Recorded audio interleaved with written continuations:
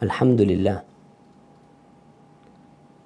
alladzi bi ni'matihi tatimmus shalihat. Segala puji bagi Allah Jalla Jalaluh yang karena nikmatnya kebaikan-kebaikan menjadi sempurna. Yang karena rahmatnya niat-niat baik hamba dapat terlaksana. Allahumma salli wa sallim ala sayyidina Muhammadin wa ala alihi wa ashabihi ajma'in. Ya Allah, semoga salawat, salam, berkah dan nikmat senantiasa Engkau curahkan untuk hamba kekasih-Mu, untuk baginda Nabi kita Muhammad alaihi salatu wassalam, untuk keluarga beliau, untuk istri-istri beliau, untuk putra-putri beliau, dan untuk seluruh sahabat Nabi. Semoga Allah meridhai kita bersama mereka. Amma ba'd. Ahibbati fillah, ketika berbincang tentang riba, hari ini kita akan berbincang tentang riba. Subhanallah, sebagian orang berpikiran, gimana sekarang hidup semua pakai riba? Bahkan ekonomi di dunia ini berdiri di atas riba. Kita beragama Islam.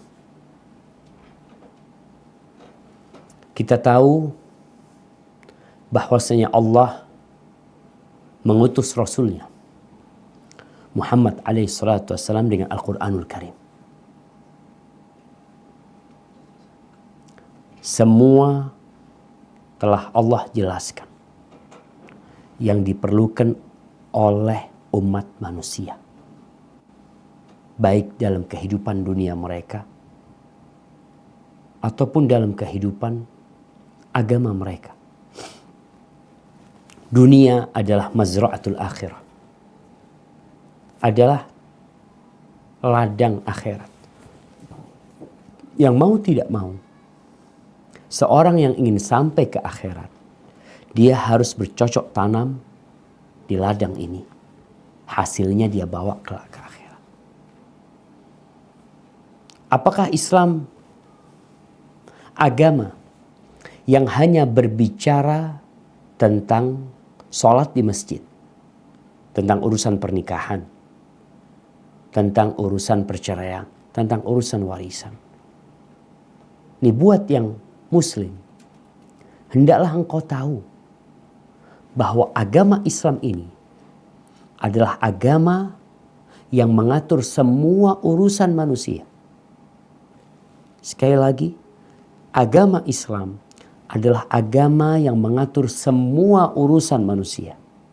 Urusan perorangan, urusan masyarakat, urusan sebuah negara, itu pun diatur.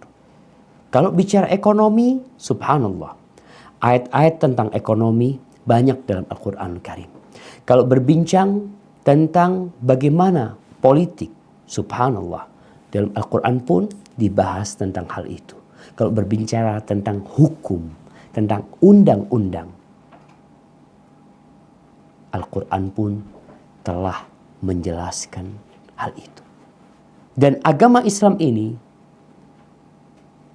adalah agama yang realistis. Mungkin sebagian mengatakan, oh kayaknya nggak mungkin dipraktekkan sekarang. Subhanallah. Agama ini akan tetap ada sampai hari kiamat kelak. Dan Allah telah menurunkan sebuah kitab yang cocok dan sesuai untuk diberlakukan sampai akhir zaman. Karena manusianya nggak berubah. Dari dulu ya kayak gini orangnya. Di sejak zaman Nabi Muhammad SAW sampai kiamat kelak seperti ini. Hidung kita tempatnya di sini, mata kita di sini. Jantung kita tidak akan berubah letaknya di sini. Ahibati fillah. Dan Islam adalah agama yang anti kemalasan, anti pengangguran.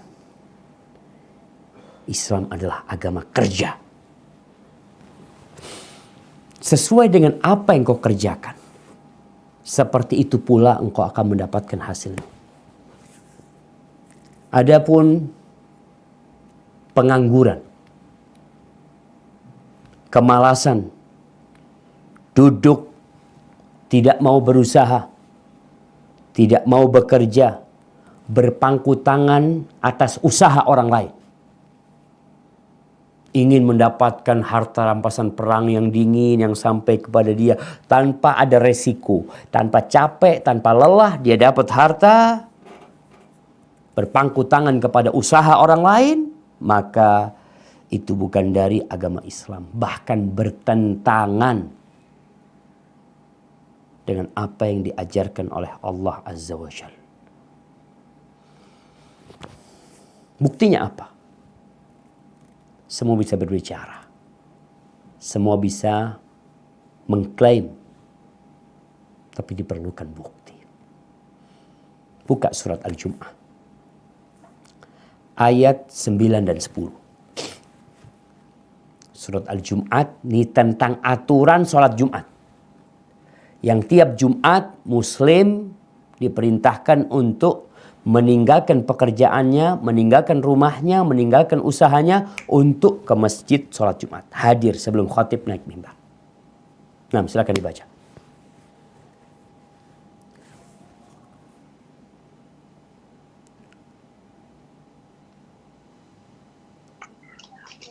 A'udzu billahi minasyaitonir rajim.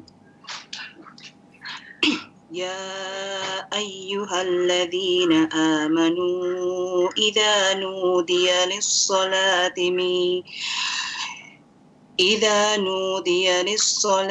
من يوم الجمعة فاسعوا إلى ذكر الله وذروا البيع ذلكم خير لكم إن كنتم تعلمون فإذا قضيت الصلاة فانتشروا في الأرض وابتغوا من فضل الله واذكروا الله كثيرا لعلكم تفلحون وإذا رأوا تجارة.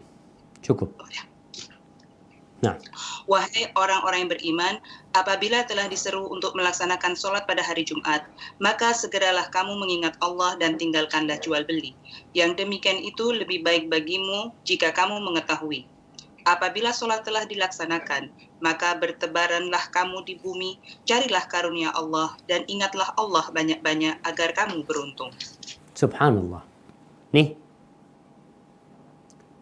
Allah Azza wa Jalla mengatakan, wahai orang-orang yang beriman. Ingat panggilan buat yang beriman. Kalau engkau beriman, dengerin. Perhatikan. Hayatin dan cerna panggilan Allah.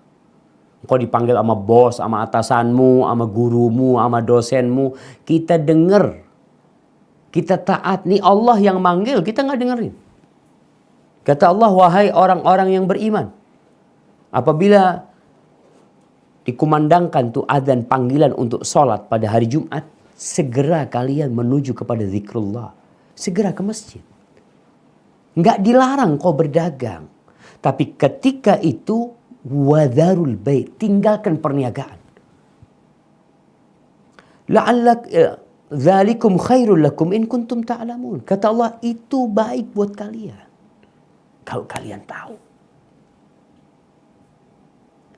Kenikmatan yang diraih oleh seorang hamba ketika menghadap Allah itu jauh lebih dahsyat daripada kelezatan dia mendapatkan uang dari sejak pagi sampai sore.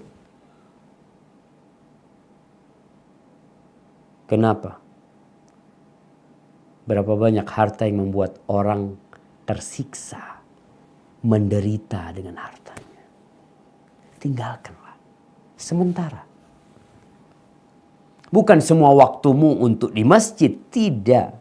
Ketika dikumandangkan, tinggalkan semuanya. Fa'idha qudiyatis salat. Kalau selesai sholat nih, udah selesai sholat. Silahkan bertebaran. Lanjutkan. Engkau mau dagang lagi. Yang mau ngantor lagi, silahkan. Cari rizki. Cari karunia dari Allah Subhanahu wa ta'ala. Diperintahkan oleh Allah. Bayangkan, digabungkan antara imaduddin, antara tiangnya agama dengan tiangnya kehidupan dunia itu harta. Kalau kita bicara imaduddin as-salah, kalau untuk melanjutkan kehidupan ini, tiangnya itu harta, na'am. Allah SWT jadikan harta itu untuk qiwamul hayat. Digabungin nih jamaah. Engkau harus bersungguh-sungguh beribadah, bersungguh-sungguh bekerja. Dan Allah katakan, wadhkurullaha katsiran la'allakum tuflihun. Dan ketika engkau bekerja, berusaha, ingat sama Allah. Ingat dengan halal dan haram. Ingat mana perintah, mana larangan. Ingat waktu sholat, jangan nipu, jangan makan hak orang. Subhanallah jemaah. Maka kalau bicara kerja, benar-benar Islam ini perhatian dengan bekerja.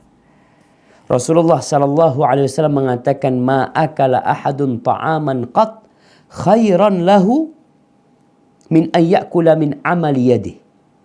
Tidaklah seorang hamba makan makanan yang lebih baik buat dia daripada hasil kerja dia sendiri. Hasil tangannya. Wa inna nabiyullah Daud, dan sesungguhnya Nabiullah Daud, Nabi Daud alaihissalam, beliau makan dari hasil kerjanya. Ini nabi dan raja beliau. Kalau bicara pekerjaan, Nabi Daud capek ngurusin umat. Beliau berhak mendapatkan gaji. Tapi beliau lebih memilih untuk bekerja. Untuk makan, untuk keluarga. Enggak perlu dapat dari negara. Aku mau kerja. Sampai seperti itu Islam mengajarkan. Engkau yang menjabat sebuah amanah, kalau bisa, ya makan dari hasil kerjamu sendiri. Kemudian tatkala ada seorang yang datang kepada Nabi SAW meminta sesuatu, orang miskin. Apa kata Nabi SAW? La ayyahtazima ahadukum huzmatan min hatab. Seorang di antara kalian mencari kayu bakar, diikat dari kayu bakar itu, fayahmiluha ala dhahri, kemudian dia panggul di atas punggungnya, fayabi'uha, lalu dia jual. Khairun lahu min ayyas'ala rajulan yu'tihi aw yamna'ah. Itu lebih baik daripada dia minta-minta. Kadang-kala dikasih, kadang-kala nggak dikasih sama orang. Subhanallah jemaah. Seperti itu Islam mengajarkan. Apa hubungannya sama riba, Ustaz? Riba itu pengangguran. Kok bisa, Ustaz? Pengangguran. Riba itu simbol kemalasan. Bank-bank konvensional itu simbol pengangguran, simbol kemalasan. Duduk gak mau kerja, maunya menyerap hasil kerja orang lain. Makanya kenapa dari dulu kita kecil dikasih tahu yang namanya rentenir, yang namanya pelaku riba itu disebut lintah darat. Dia mau hidup dengan memakan rasa capek kerja orang lain. Orang lain disuruh kerja,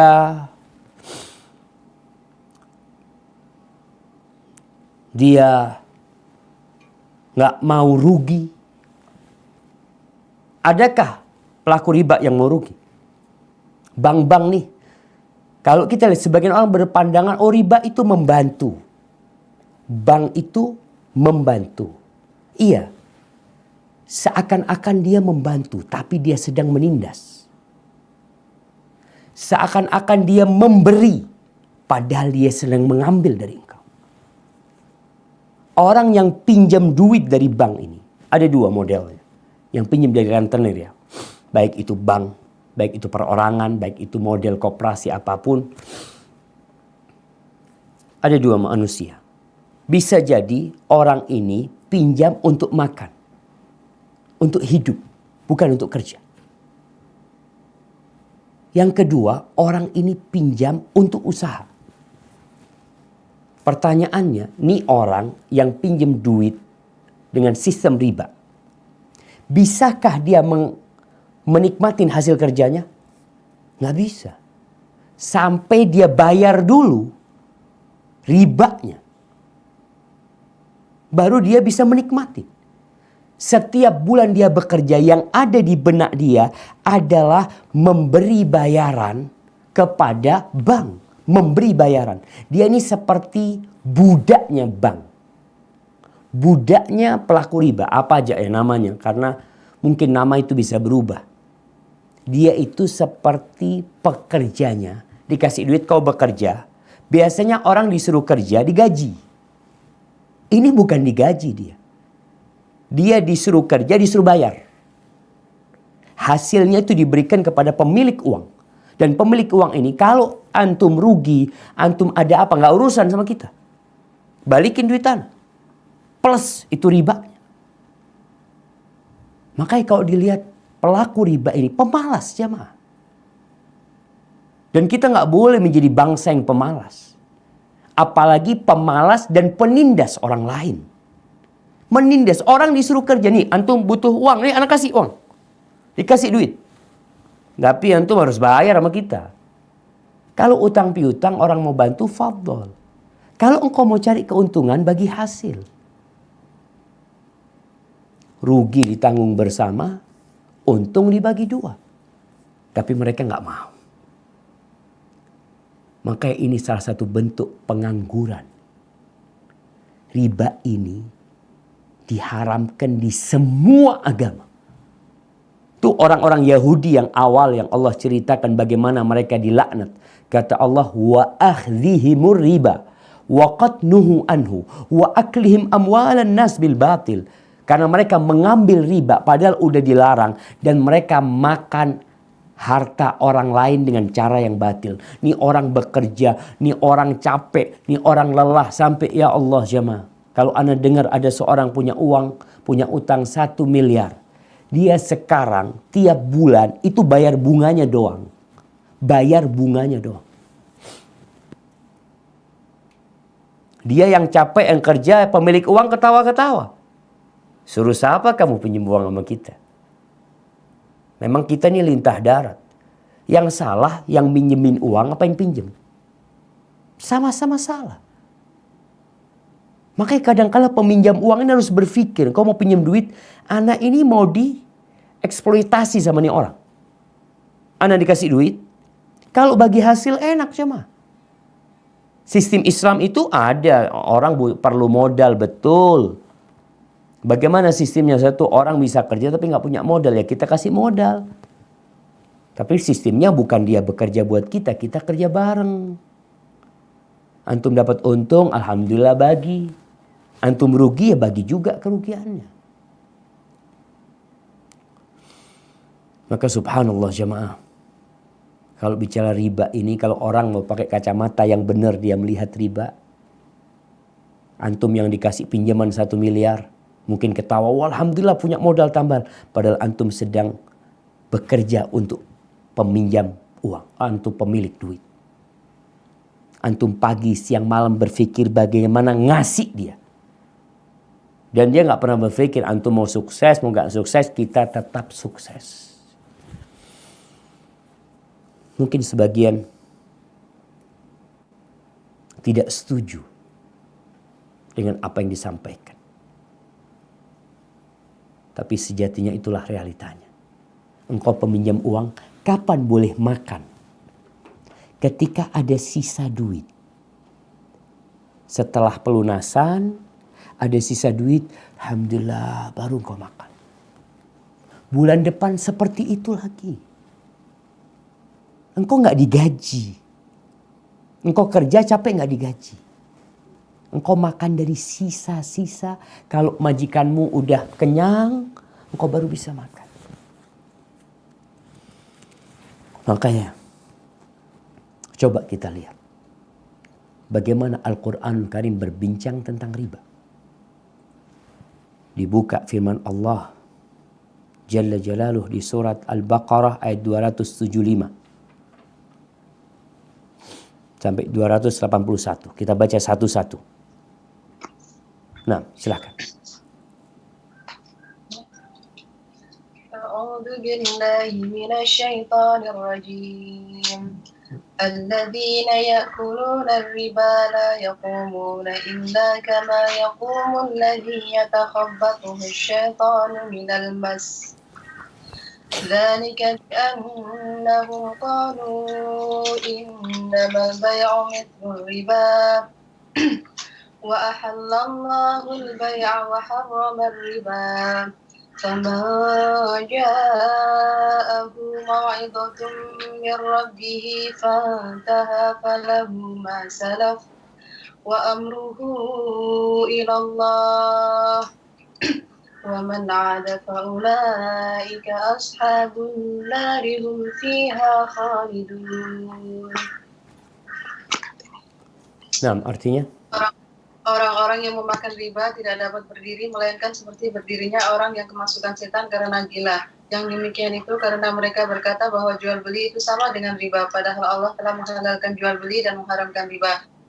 Barang siapa mendapatkan peringatan dari Tuhannya, lalu dia berhenti, maka apa yang telah diperolehnya dahulu menjadi miliknya, dan urusannya terserah kepada Allah. Barang siapa mengulangi, maka mereka itu penghuni neraka, mereka kekal di dalamnya. Barakallahu fiik. Kita lihat Allah jelaskan orang-orang yang makan riba. Kenapa bicara makan? Karena sejatinya orang untuk hidup itu perlu makan. Uang kita, usaha kita, harta kita lebih untuk kita makan. Sisanya itu ya keperluan tambahan buat kita. Bagaimana orang-orang yang makan riba ini? Mereka itu tidak berdiri kecuali seperti berdirinya orang yang kerasukan setan, gila. Para mufassirin berpendapat bahwasanya ini nanti pada hari kiamat, ketika manusia dibangkitkan dari kuburannya, orang ini nggak mampu berdiri karena isi perutnya haram. Dia makan haram, sehingga dia berdiri dalam kondisi sempoyongan seperti orang yang kerasukan setan. Itu nanti kiamat. Sebagian mufassirin mengatakan itu bukan hanya kiamat. Orang yang makan riba di dunia dikatakan yuslabu akluhu. Akalnya diambil. Pelaku riba tuh akalnya diambil. Kayak orang gila, dikasih tahu nggak bisa. Nanti di barzakh pun seperti itu. Kenapa? Karena dia sudah merasa ini yang enak gitu loh. Ini yang bagus. Padahal Allah udah jelasin sama mereka. Cuma karena mereka nggak mau pakai akal mereka, maka di dunia pun dia seperti orang yang gila. Nggak akan bijak dia berkata, tidak akan bijak dia bertindak karena dia telah makan itu riba. Dia telah makan hasil kerja orang lain. Kalau bicara kita menginginkan kebebasan, kita ingin kemerdekaan, tidak ada perbudakan, tidak ada penjajahan. Ini salah satu bentuk penjajahan. Kalau antum ingat Bung Karno,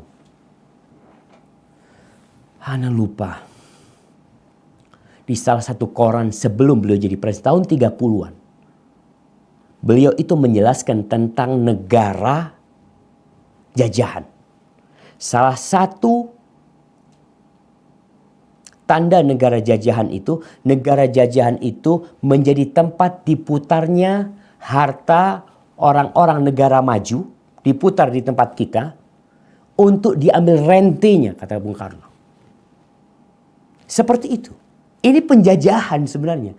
Engkau dikasih uang, engkau disuruh kerja, engkau disuruh bayar tambahan. Sehingga ini orang yang pinjam duit nggak akan bisa berkembang kecuali kalau dia sudah benar-benar menutupin milik bosnya ini. Penjajahan udah dikasih, udah ini sisanya punya ana loh. Dan selalu milik mereka itu jauh lebih besar. Dan seperti itu negara penjajah. Jamaah, itu Bung Karno yang mengatakan. Dan mereka selalu berpikir bagaimana menguasai orang lain. Itu yang makan riba. Gak akan bijak, dia berkata. Pada hari kiamat bangkit seperti orang gila. Karena isi perutnya dari makan riba.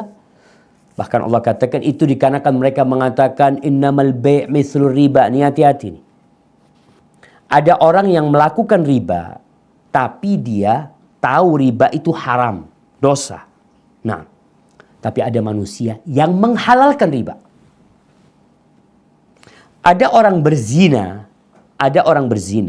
dan dia tahu zina itu haram. Ada harapan dia tobat. Itu dosa besar yang dia lakukan. Tapi ada orang yang menghalalkan perzinaan, itu bisa mengantarkan dia kepada kekufuran. Ketika dia menghalalkan apa yang Allah haramkan. Ini orang-orang dikasih tahu riba itu haram. Apa kata mereka? Innamal bai'u mithlur riba. Sesungguhnya jual beli itu seperti riba. Itu kata mereka. Kenapa sih kok diharamkan? Nggak bisa kita hidup tanpa riba. Allah katakan wa ahallallahu al-bai'a wa harrama riba. Apakah engkau mau mengatakan ada yang salah sama Allah Subhanahu wa taala? Kok bisa diharamkan padahal ini kebutuhan? Ekonomi nggak akan berkembang kecuali dengan riba. Jangan sampai kita suudzon sama Allah. Beranggapan bahwasanya otak kita, pikiran kita, usaha kita, musyawarah kita itu lebih utama. Maka Allah katakan wa ahallallahu al-bai'a wa harrama riba. Allah menghalalkan jual beli dan mengharamkan riba. Faman ja'ahu mau'izatun min rabbih, barang siapa yang datang kepadanya peringatan dari Allah, nasihat dari Allah, ini enggak boleh. Mungkin engkau sebelumnya enggak tahu. Banyak di antara kita yang Islamnya keturunan yang enggak pernah belajar Islam. Belajar ekonomi pun tidak pernah belajar ekonomi Al-Qur'anul Karim. Kita belajar ekonomi orang-orang yang tidak beriman. Lalu kita mengaku beriman. Iya, karena memang kita alhamdulillah lahir dalam kondisi Islam. Tapi hendaklah belajar. Nih sekarang kalau datang kepadamu mau'izatun min rabbi, yang Anda bacakan bukan hadis jemaah. Anda ingin menekankan bahwa riba diharamkan dalam Al-Qur'anul Karim dan dalam sunnah Nabi alaihi salatu wassalam. Dan dua-duanya ini sumber hukum Islam. Barang siapa yang datang kepadanya peringatan, nasihat, mau'izah dari Rabbnya, dari yang menciptakan kita, dari yang memberikan jari-jari kepada kita, yang membuat kita bisa memandang, yang membuat anak bisa berbicara. Fantaha, lalu dia tobat, udah selesai kalau gitu, anak salah ya, anak mau berhenti. Falahu masalah, maka bagi dia yang sudah dia milikin selama ini udah. Wa amruhu ilallah, urusan dia kepada Allah Subhanahu wa taala. Hendaklah dia bertobat, mohon ampun sama Allah Subhanahu wa taala. Wa man 'ad, barang siapa yang kembali tetap melakukan riba, tetap kerja di tempat riba,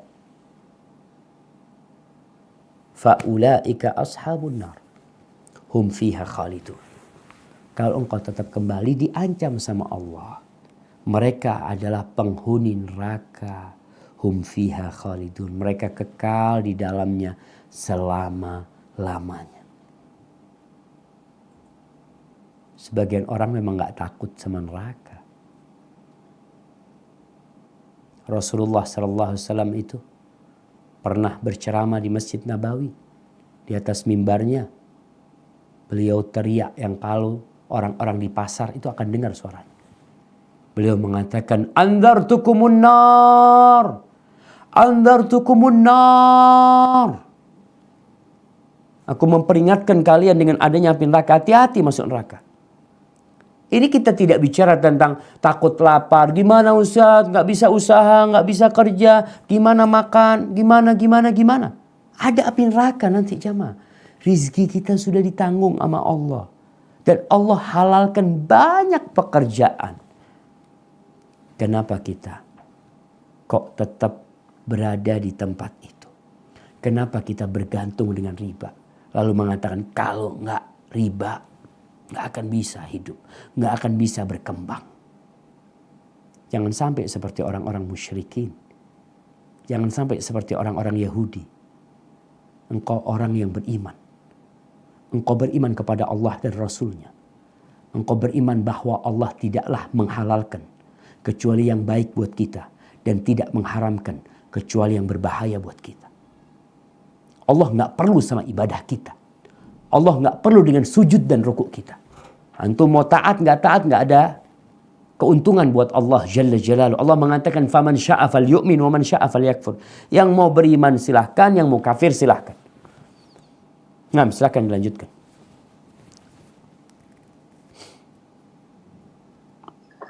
A'udzu billahi minasy syaithanir rajim. Yamhaqullahu riba wa yurbis shadaqat. Wallahu la yuhibbu kulla kaffarin athim. Allah memusnahkan riba dan menyuburkan sedekah. Allah tidak menyukai setiap orang yang tetap dalam kekafiran dan bergelimang dosa. Barakallahu fiik. Di sini Allah berbincang tentang sedekah dan tentang riba. Ada persamaan sedekah sama riba. Kalau antum lihat, orang yang sedekah itu memberi uang. Dan orang yang melakukan riba sama-sama memberi uang. Sedekah keluar duit, riba keluar duit.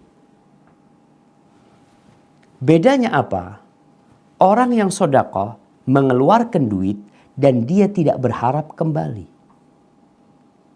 Dia mengeluarkan duit dan tidak berharap kembali.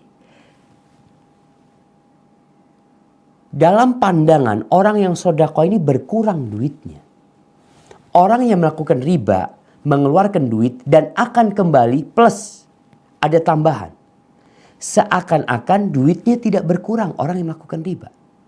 Padahal sebaliknya. Yang sedekah ini yang bertambah. Yang riba ini yang berkurang. Bahkan Allah menghancurkan. Maka ahibati fillah. Kalau benar niatmu untuk membantu ekonomi rakyat. Kalau benar niatmu untuk membantu ekonomi orang-orang yang lemah. Pinjemin mereka duit. Tanpa riba, engkau dapat pahala sedekah. Mau lebih bagus lagi, kasih mereka duit. Engkau kan banyak duitnya. Bingung mau diapain duitnya. Bagikan buat mereka. Akan berkurang. Allah katakan di sini. Wa yurbis shadaqat. Uangmu akan berkembang. Bertambah. Walaupun kalau dihitung mungkin berkurang buat engkau. Berapa banyak orang yang kaya raya. Karena hasil dari riba. Dia sakit. Dia berobat ke Australia. Dia berobat ke Singapura. Satu persatu hartanya habis. Dia kumpulkan bertahun-tahun. Itu salah satu kehancuran riba. Dan Allah gak suka dengan orang yang kafir, yang menentang dan pelaku dosa. Sebagian kita melakukan riba tahu itu dosa dan dia berusaha meninggalkannya. Sebagian ada yang menentang. Allahumma arhamna ya Rabb. Nah, dilanjutkan.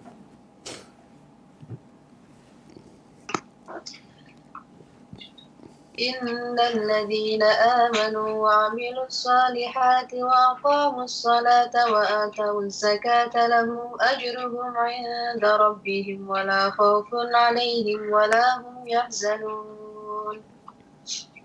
Sungguh orang-orang yang beriman mengerjakan kebajikan, melaksanakan sholat dan menunaikan zakat, mereka mendapat pahala di sisi Allah Tuhannya. Tidak ada rasa takut pada mereka dan mereka tidak bersedih hati.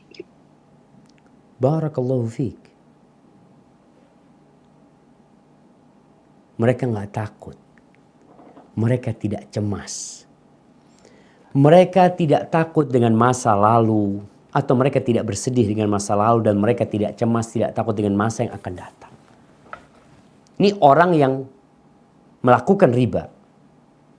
Selalu dalam benak dia, nanti gimana anak-anakku? Nanti gimana keluargaku? Nanti gimana sekolahnya? Kalau engkau beriman kepada Allah. Wa amilus sholihat dan beramal soleh. Laksanakan perintah Allah. Jauhi larangannya. engkau dirikan sholat, engkau bayar zakat, Allah akan kasih balasan buat engkau plus jaminan keamanan untuk masa depan. Masa lalu gak akan diungkit-ungkit, udah diampunin. Masa akan datang aman. Apalagi yang kau cari sekarang? Kita ini cari apa sih? Kita cari jaminan masa depan, masa tua kita. Bagaimana tatkala kita tua, kita alhamdulillah hidup nyaman, tentram, thayyib. Ada di mana? Dengan melakukan riba? Dengan asuransi yang riba? Tidak. Terus gimana? Allah sebutkan di sini. Laksanakan amal soleh. Sholat, zakat. Sholat hablum minallah. Zakat hablum minannas. Engkau dengan memberi zakat. Subhanallah. Bersodakoh membantu orang-orang miskin. Kita tuh menyucikan diri kita dan menyucikan hati orang-orang miskin.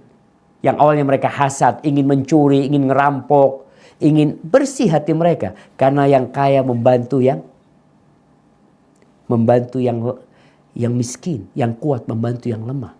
Tapi kalau engkau melakukan riba, kita lihat tuh, akan terjadi gaps antara orang kaya yang menjadikan orang miskin tambah miskin, sehingga dia benci dengan orang-orang yang punya duit, yang punya modal, yang seakan-akan telah mengeksploitasi dia, menjajah dia, memperbudak dia. Karena seperti itu jemaah. Sedangkan zakat ini memperbaiki hubungan antara yang di atas dengan yang di bawah. Mereka akan saling mencintai. Negeri akan menjadi damai, aman, tentram. Subhanallah. Baik. Lanjutkan.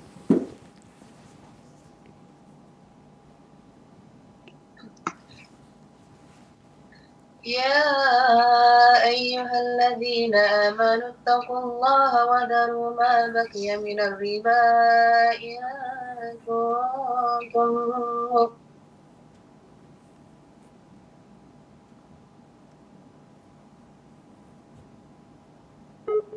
orang yang beriman.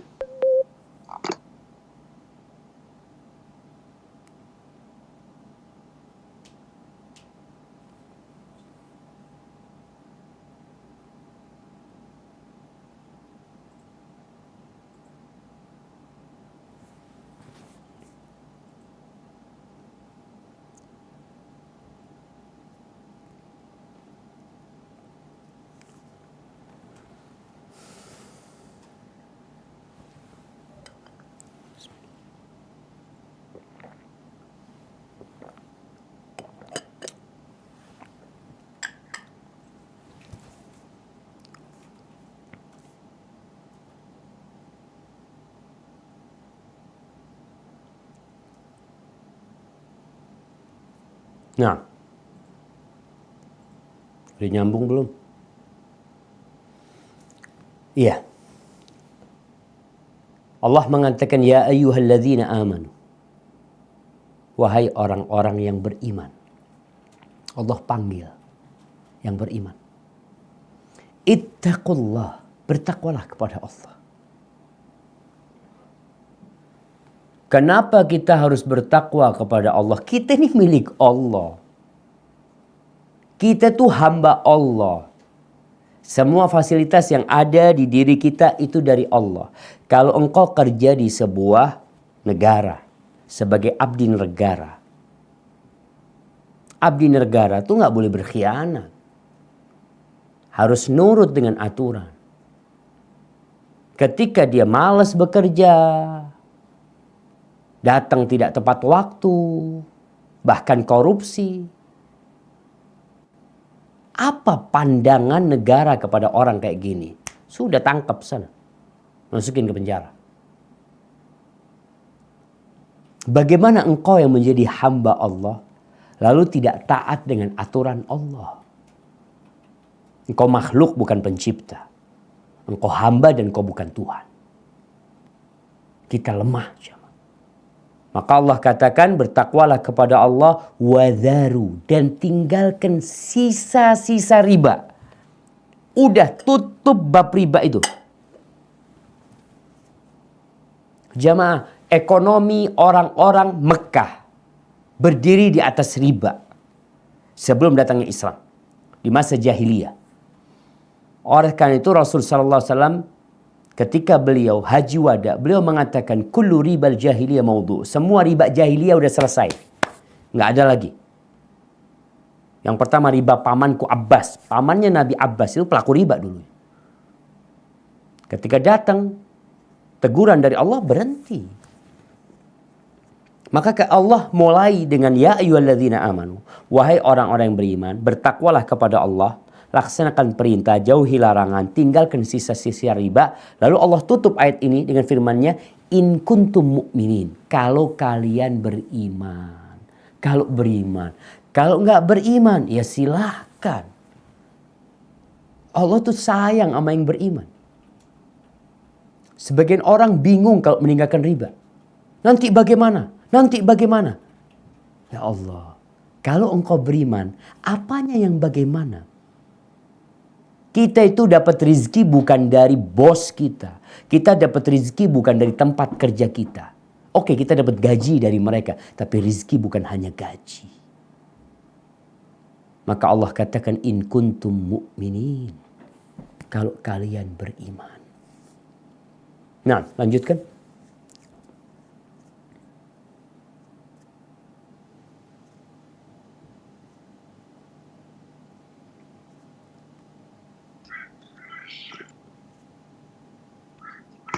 فإن لم تفعلوا فأذن من الله ورسوله وإن تبتم فلكم رؤوس أموالكم لا تظلمون ولا تظلمون. Jika kamu tidak melaksanakannya, maka umumkanlah perang dari Allah dan Rasul-Nya. Tetapi jika kamu bertobat, maka kamu berhak atas pokok hartamu. Kamu tidak berbuat zalim atau merugikan dan tidak dizalimi atau dirugikan. Nah, Allah Azza wa Jal mengatakan, kalau kalian tidak meninggalkan riba, kalau kalian tidak meninggalkan riba, maka umumkan.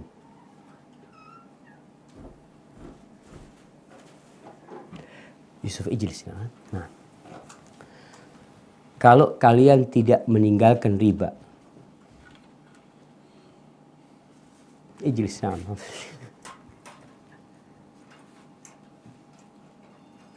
Kalau kalian tidak meninggalkan riba, maka umumkan kepada mereka yang pelaku riba.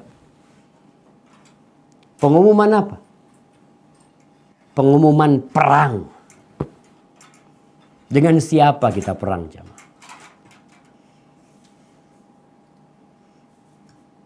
Umumkan perang dengan Allah dan Rasul-Nya. Ini pengumuman perang dari Allah dan Rasul-Nya. Tapi kalau kalian bertobat, wa in tubtum falakum ru'usu amwalikum. Kalau kalian tobat, sudah bagi kalian modal kalian. Ambil itu. La tadzlimun wa la tudzlamun. Nih, Allah katakan kalian tidak menzalimi dan kalian tidak dizalimi.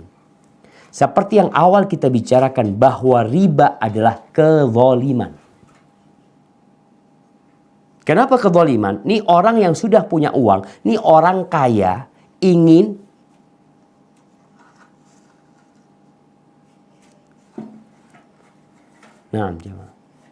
Ini orang yang udah kaya, dia ingin memperkaya dirinya dengan menjajah nih orang miskin. Mungkin kita berpikir, enggak, dia membantu Ustaz, dia kasih modal. Dia ingin membantu saudaranya. Tidak, jamaah. Dia ingin mencari keuntungan.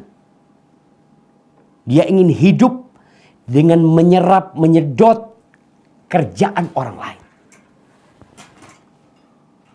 Itu yang sebenarnya terjadi. Maka Allah katakan, la tadzlimu, udah berhentilah riba kalian. Kalian tidak menzalimin orang lain dan kalian tidak dizalimin. Apa? Kalau umpamanya pelaku riba itu, dia umpamanya minjamkan uang 1 juta. Kemudian udah dibalikin 1 juta. Lalu tuh orang yang minjam gak mau nambah. Apakah dia dizalimin? Enggak. Engkau gak dizalimin. Uangmu balik. Loh iya Ustaz, tapi kan dipinjam dia. Engkau dapat pahala pinjam. Kalau beriman. Baik, lanjutkan.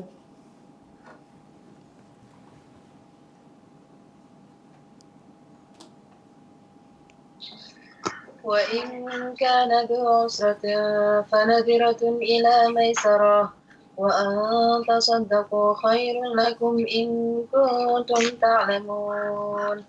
Dan jika orang berutang itu dalam kesulitan, maka berilah tenggang waktu sampai dia memperoleh kelapangan. Dan jika kamu menyedekahkan, lebih baik bagimu jika kamu mengetahui.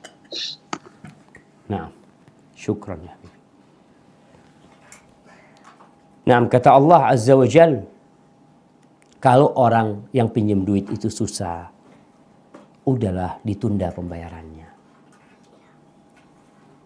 Kurang baik apa Islam ini jemaah?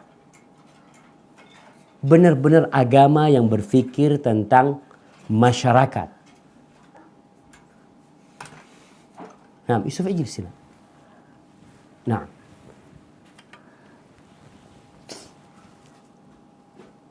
Ayo, tebuk tamshi. Baik. Agama yang berpikir bagaimana membangun bangsa dan tataran masyarakat yang saling mencintai, yang saling menghargai, yang saling membantu, yang saling tolong menolong. Dengan cara apa? Tadi yang kaya bantuin yang miskin. Enggak, kita enggak minta mau nguasain ngambil hartamu, enggak. Kau pinjemin, dia putar, dia usaha, dapat keuntungan, engkau bahagia, senang, alhamdulillah, fulan sekarang sukses. Bukan engkau memanfaatkan dia, menzalimin dia, enggak. Maka kalau ada saudaramu yang tadi, yang dia udah pinjem riba dengan engkau yang maksa dia, sistem yang engkau berikan, dia udah pinjem riba, kemudian engkau sadar, ya udah, engkau ambil modalmu aja. Kemudian bagaimana kalau dia belum bisa bayar? Tunda pembayaran dia. Wa anta saddaqu khairul lakum. Kalau engkau sedekah itu lebih baik. Gak mampu bayar. Gak mampu bayar, sita rumahnya. Keluarkan keluarganya dari rumahnya. Itu yang terjadi. Islam gak kayak gitu jemaah. Baik, memang tadi kalau dia utang 30 juta. Ana melihat ada orang utang 35 juta. Itu seorang polisi cerita, ya Allah Ustaz, kesian Ustaz. Kita harus ambil rumahnya Ustaz. Karena dari 35 juta itu jadi 100 berapa juta. Dia miskin gak bisa bayar. Kenapa kezaliman ini dibiarkan? Bahkan seorang polisi mau tidak mau dia harus melakukan itu karena aturannya kayak gini. Ya aturannya yang dirubah. Kita negara merdeka. Kita berhak menentukan sikap kita. Maka seorang muslim hendaklah sadar. Allah sudah katakan, engkau ambil modalmu aja. Engkau pinjemin dia 35 juta, ambil 35 juta. Engkau tidak dizalimin. Dan engkau tidak menzalimin itu orang. Kita ingin keadilan. Dan kita tahu salah satu sila di Pancasila itu keadilan.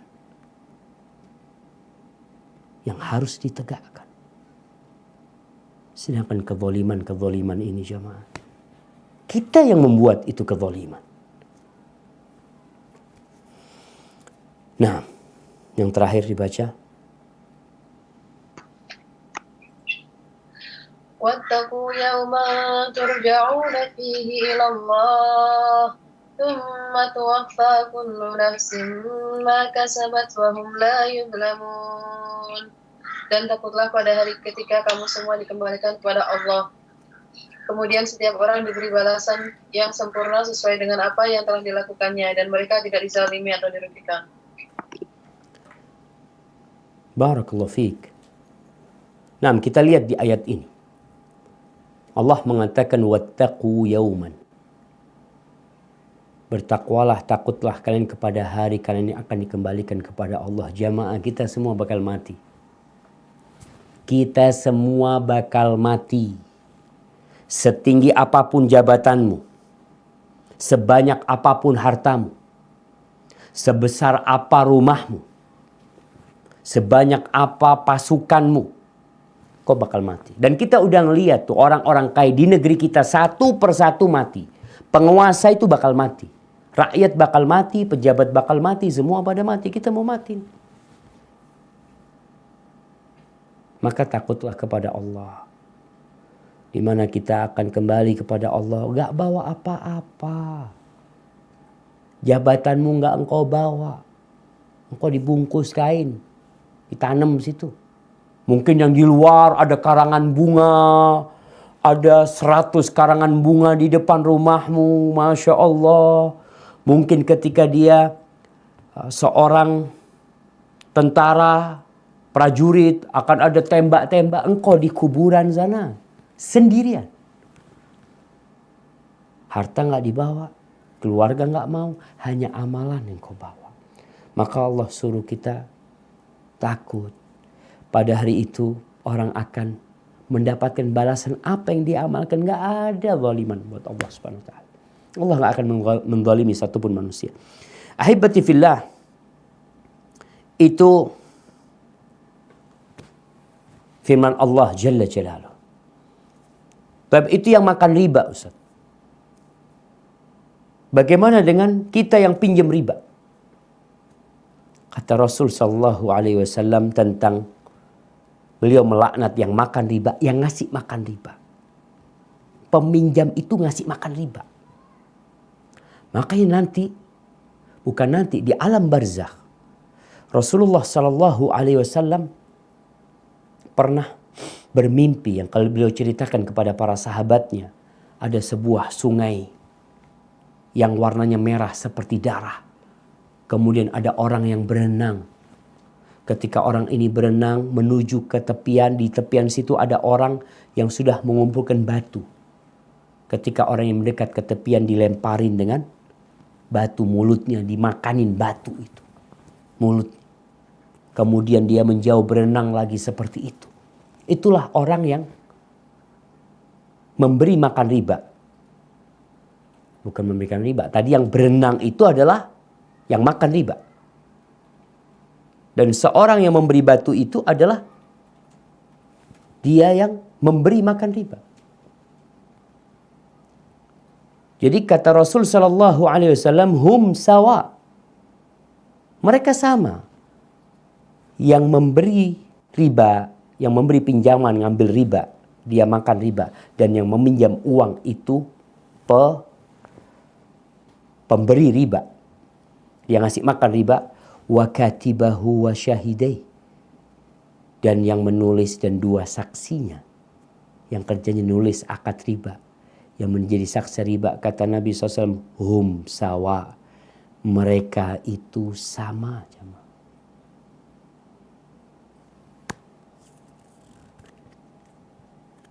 Barakallahu fikum. Baik. Berkaitan dengan hadis yang tadi, yang berenang di sungai berwarna darah. Orang yang melakukan riba, yang makan riba. Dan di pinggir ada orang yang melemparin batu, memberikan batu kepada dia. Karena selama hidupnya dia makan riba. Dan ketika di padang, di alam barzakh itu pun dia terus disiksa. Ada beberapa hadis lainnya yang diriwayatkan oleh Al-Hakim dari Abdullah bin Mas'ud radhiyallahu anhu bahwa Nabi alaihi salatu wasallam mengatakan ar-riba 73 baban. Riba itu 73 pintu. Pintu dosanya nih jamaah. Aisaruha mithlu an yankihar rajul ummah. Yang paling ringan seperti seseorang menzinai, menikahi ibunya sendiri. Itu yang paling ringan. Di hadis riwayat Ahmad dari Abdullah bin Hanzalah radhiyallahu anhu, Rasulullah sallallahu alaihi wasallam bersabda, dirhamun riba ya'kuluhu ar-rajul wa huwa ya'lam. Satu dirham riba yang dimakan oleh seseorang tahu itu hasil riba, itu asyaddu min 36 zanyah. Itu lebih parah daripada 36 kali berzina.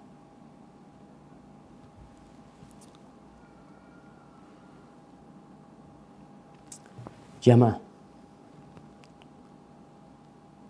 mungkin seorang berpikir, kok bisa Ustaz? Kok bisa? Lebih parah dari zina. Zina yang diharamkan oleh Allah jelas-jelas. Zina yang pelakunya dirajam. Zina yang kerusakannya jelas. Nah, riba ini merusak masyarakat. Kalau zina, itu hanya antara pelaku zina dengan pezinanya. Tapi riba ini sebuah sistem yang akan merusak masyarakat. Yang nantinya orang gara-gara terlilit hutang riba, dia bisa berzina. Dia bisa menjual dirinya. Gara-gara dia terlilit utang yang riba ini. Yang sejatinya kalau uang itu tanpa riba selesai urusannya. Tapi gara-gara riba, sebagian perempuan mungkin melacurkan dirinya untuk bayar riba. Mungkin membayar dengan kehormatannya, na'udzubillah min dzalik. Dan bagaimana itu rumah yang hilang gara-gara riba. Keluarga yang awalnya tinggal di rumah itu gara-gara bapaknya yang punya utang riba, satu rumah diusir dari rumah tersebut. Yang sengsara bukan satu orang. Yang sengsara itu masyarakat banyak. Maka di sini dosa pelaku riba itu dahsyat sekali.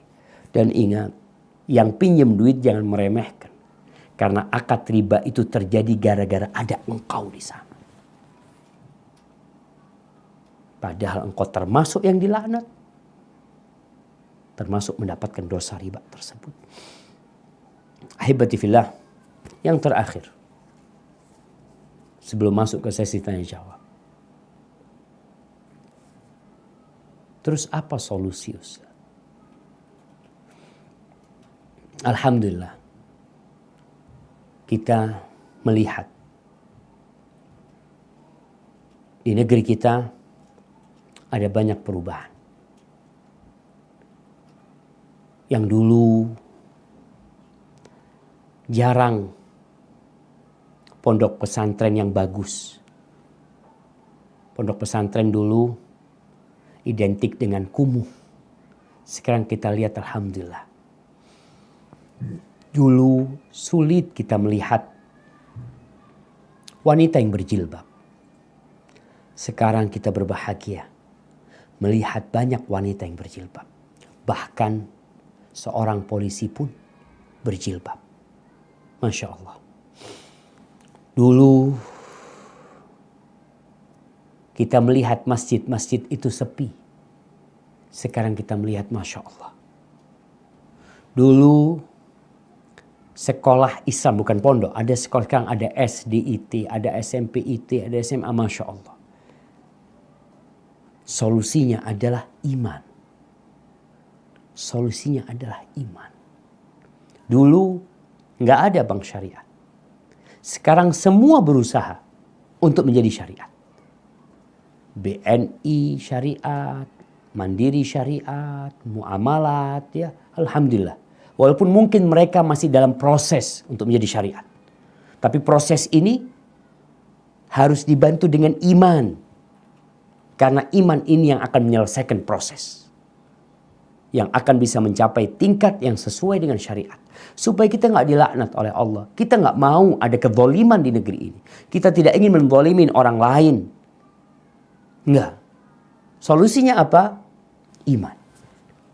Ketika semua memiliki keimanan, mereka akan meninggalkan riba. Mereka akan kembali kepada Al-Quranul Karim. Karena sejatinya iman itu yang membuat kita meninggalkan larangan Allah Subhanahu wa taala dan melaksanakan perintahnya. Maka tugas kita solusinya bagaimana menanamkan keimanan. Di mana? Ya di diri kita. Keluarga kita, masyarakat kita. Karena kita masih melihat ada seorang yang mungkin dia resign dari tempat riba. Keluarganya bingung. Subhanallah. Ketika ada iman, apa yang akan mereka katakan? Alhamdulillahi Rabbil Alamin. Engkau keluar dari laknat. Engkau keluar dari peperangan bersama Allah. Engkau keluar dari kezaliman. Engkau sekarang hidup bebas. Menjadi orang yang sama-sama ingin melestarikan keadilan, kedamaian, dan keindahan di negeri kita Karena kita tahu negeri ini milik Allah Azza wa Jal. Allah fa'alun lima yurid. Allah bertindak semau Allah. Kita lihat kejadian-kejadian. Sekarang kebakaran hutan di beberapa tempat ya, yang kita sendiri nggak bisa memadamkannya. Kita lihat kekeringan yang kita sendiri nggak bisa menurunkan hujan. Karena itu adalah hak Allah Jalla Jalaluh. Hadza wallahu a'lam bissawab. Mungkin kita masuk ke sesi tanya jawab. Nah, silahkan.